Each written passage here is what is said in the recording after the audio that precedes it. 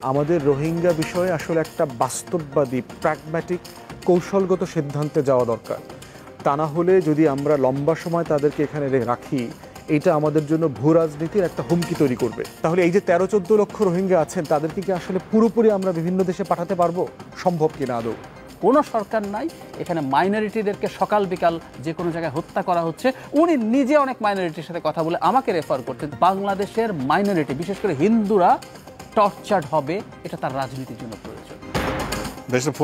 অপতথ্য বা মিসইনফরমেশন বা ডিসইনফরমেশনের কথা আপনি বলছিলেন, যে ইন্ডিয়ার যে প্রপাগান্ডা সেটা তো আমরা দেখছি। আপনি বলছেন যে এটা খুব একটা কাজ করছে না বা ফেল করেছে, কিন্তু আপনি এটা খেয়াল করেছেন কিনা যে ডক্টর ইউনূস বোধহয় এবার প্রথমবারের মতো অপতথ্যর বিষয়ে যা আশঙ্কা প্রকাশ করেছেন। উনি বলেছেন যে জাতিসংঘ মহাসচিবের কাছে যেটা বলেছেন যে অপতথ্য ছড়ানো থেকে আমাদের রক্ষা করুন, বাকিটা আমরা সামলে নিতে পারবো। মানে অপতথ্য যে ঝামেলা তৈরি করছে, প্রধান উপদেষ্টা নিজেও এটা সে আশঙ্কার কথা বলেছেন। কিন্তু আমরা প্রথম কথা যে এই যে ইন্ডিয়ার যে মানে সেই ম্যাসিভ প্রপাগান্ডা, এর সাথে প্রো আওয়ামী লীগের যে যারা এই যে সোশ্যাল মিডিয়ায় দেশের বাইরে বসে বিভিন্ন রকম বয়ান, মিথ্যা কথা, মানে শেখ হাসিনা এসে গেল, এই এসে দখল করলো, বিভিন্ন তৈরি করছে, এটা আসলে কিভাবে আমরা কিভাবে ফাইট করতে পারি আর জাতিসংঘ এখানে কি ভূমিকা রাখতে পারে? ওটাতে যাওয়ার আগে একটু রোহিঙ্গা নিয়ে কথা বলি। যে পৃথিবীতে যদি উদ্বাস্তু জনগোষ্ঠীর হিস্ট্রি দেখেন, আমাদের নিয়ার পাস্টে ধরেন 80s আফগানিস্তানে যখন গৃহযুদ্ধ শুরু হয়ে গেল 79-এর পর থেকে অনওয়ার্ডস, এরপরে দেখেন যে প্রায় 3.5 মিলিয়নের মতো রেফিউজিস কিন্তু আপনার পাকিস্তানে চলে গেছে, যাদের এখন থার্ড জেনারেশন পাকিস্তানে জন্মগ্রহণ করেছে এবং থাকছে। গত 6 মাসের ভিতরে দেখলাম পাকিস্তান প্রায় 6-7 লক্ষ আফগানিকে আপনার জোর করে ফেরত পাঠিয়েছে। এবং হিস্টোরিক্যালি যদি দেখেন যে রেফিউজি জনগোষ্ঠী কিন্তু আসার পরে তার দেশে ফিরে গেছে, এমন ঘটনা ইজ ভেরি রেয়ার। আমি ইংল্যান্ডে যেহেতু immigration, asylum, international human rights law practice করেছি, বাংলাদেশেরও দেখবেন হাজার হাজার নাগরিক কিন্তু এই গত 16 বছরে অ্যাসাইলাম সিক করেছে ইউরোপ, আমেরিকাতে, বিভিন্ন জায়গাতে। আজকে তো আওয়ামী লীগ নাই, এখন কি ওই মানুষগুলো বাংলাদেশে ফিরে আসবে? তারা কি ব্রিটেনের লাইফ ছেড়ে এখানে চলে আসবে? ফ্রান্সের লাইফ ছেড়ে চলে আসবে? আসবে না। কারণ সবাই যার যার একটা কমফোর্ট জোনে সেটেল হয়ে যায়। মানে জীবনে কতবার আপনি মুভ করবেন, বয়স বেড়ে যায় তো মানুষের জীবনের সময়টা তো অনেক অল্প। টার্কিশ রিয়েলিটি দেখেন, সিরিয়ার প্রায় ওভার 4 মিলিয়ন রিফিউজিস তারা এই সিভিল ওয়ারের সময় টার্কিতে চলে গেছে। তাদেরকে কি এখন ফেরানো সম্ভব? এখন তো আসাদ নাই, তারা কি ফিরে আসতেছে না। হ্যাঁ, 2-4 জন, 5 জন, 10 জন, 500-1000 লোক হয়তো ভেরি ইমোশনাল হয়ে দেশে চলে যাবে, দেশ তৈরি করবে, এটা সেটা। এবং দেখেন টার্কি বাস্তবে যেটা করেছে, তার একটা ভোটের রাজনীতিও আছে। এই 3.54 মিলিয়ন লোকদেরকে কিন্তু সে এরদোয়ান কিন্তু ভোটার বানায় দিচ্ছে, যেটা তার ইলেকশনে জিততে তাকে সাহায্য করছে।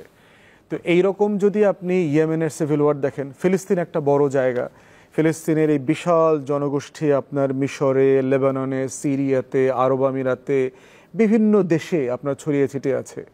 এই মানুষগুলো থার্ড, ফোর্থ জেনারেশন ওখানে জীবনযাপন করছে।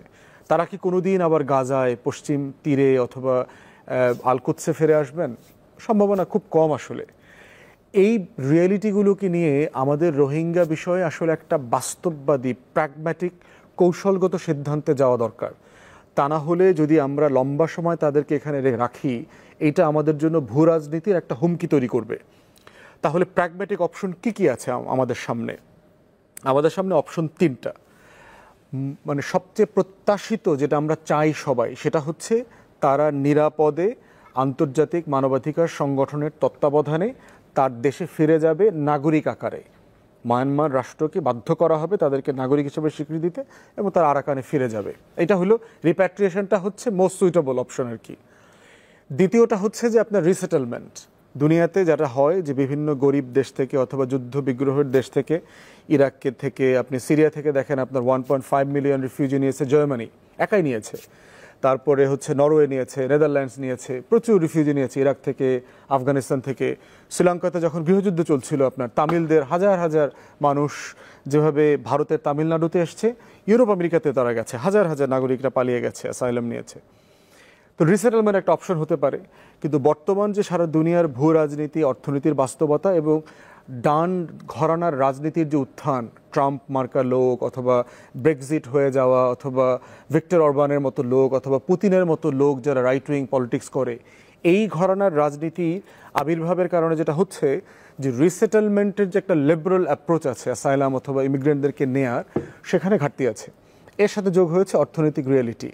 এরপরে যোগ হয়েছে গত 20-30 বছরের মুসলিম দেশ থেকে মুসলমানদেরকে ইউরোপ আমেরিকাতে এনে ইন্টিগ্রেট করার একটা চ্যালেঞ্জ তারা ইউরোপিয়ানরা খুব ফিল করতেছে, যে ওরা ওই সমাজে পুরোপুরি মিশতে পারছে না। ওরা থাকছে, খাচ্ছে, ওখানে চাকরি করছে, লেখাপড়া করছে, কিন্তু বিয়ে করতে যাচ্ছে তার আগের দেশে, ওখান থেকে গিয়ে বিয়ে করে নিয়ে আসতেছে।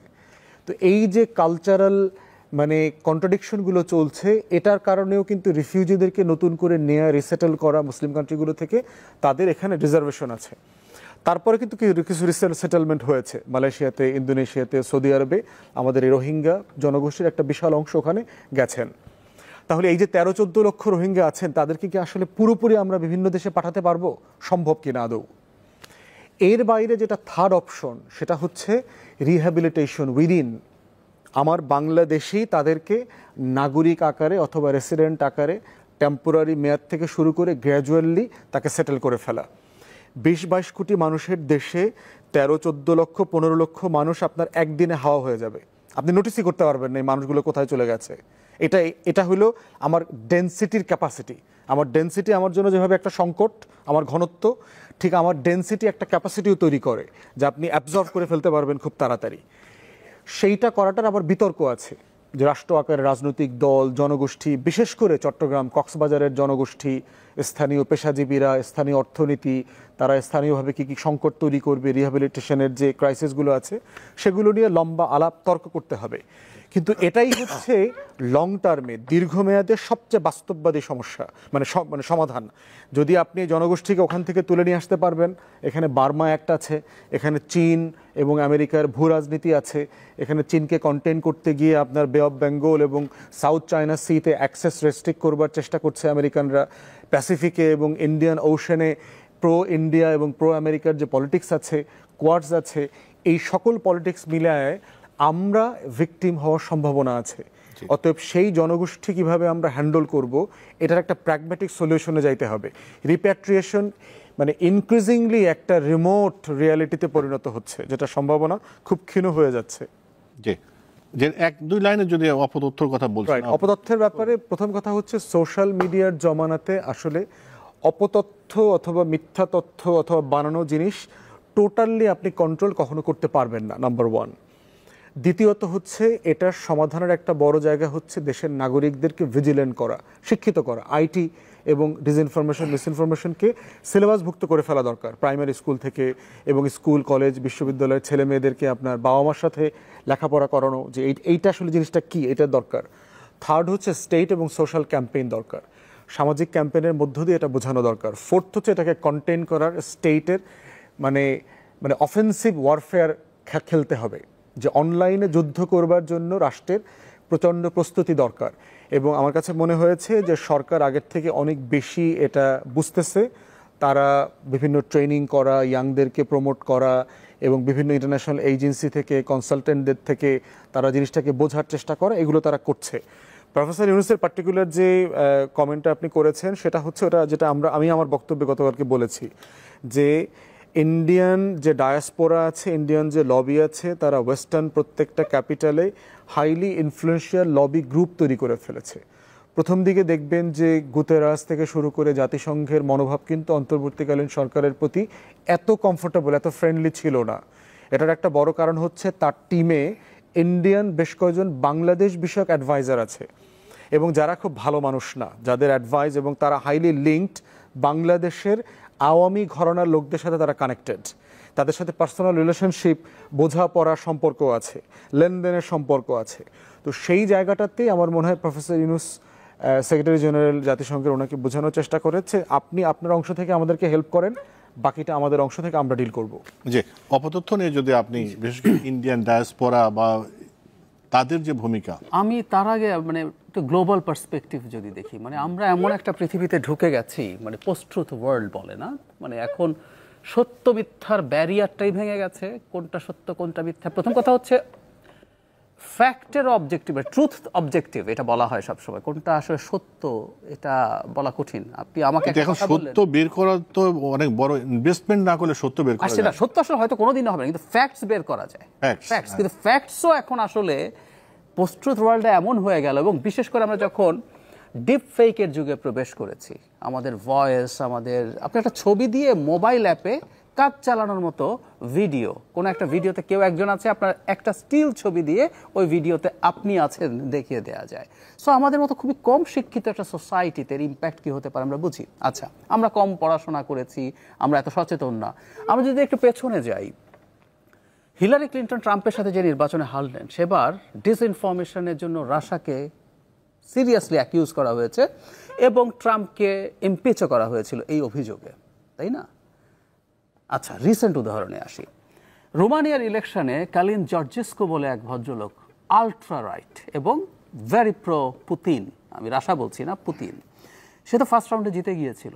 ওদের হাইকোর্ট তাকে পরবর্তীতে নির্বাচনে সেকেন্ড রাউন্ড থেকে বার দিয়েছে, কারণ একই, ডিসইনফরমেশন ছড়িয়ে তাদের জনগণের মধ্যে এমন পরিস্থিতি তৈরি করা হয়েছে, জর্জেস্কো জিতে যেত এবার সেকেন্ড রাউন্ডেও। তারই আর সুপ্রিম কোর্টে যে রায় আছে সেটা নিয়ে ডিবেট আছে, আমি সেই ডিবেটে ঢুকছি না। তাহলে আমরা খেয়াল করি ইউরোপ আমেরিকার মাটিতেও ডিসইনফরমেশন দিয়ে এত কিছু ঘটানো যাচ্ছে। চ্যালেঞ্জ ইজ ভেরি হাই আমাদের মতো দেশে। এখন ঝুঁকিটা কোন জায়গায়? ভারতে যে সাধারণ মানুষজন আছে সে তো তার মিডিয়া দেখবে। ভারতের মেইন স্ট্রিম মিডিয়াও যেভাবে ডিসইনফরমেশন ছড়িয়েছে বাংলাদেশ সম্পর্কে, এবং সেটা যে কত বড় প্রভাব আমি নিজে দেখেছি। আমি আমার একটা পার্সোনাল এক্সপিরিয়েন্স শেয়ার করি।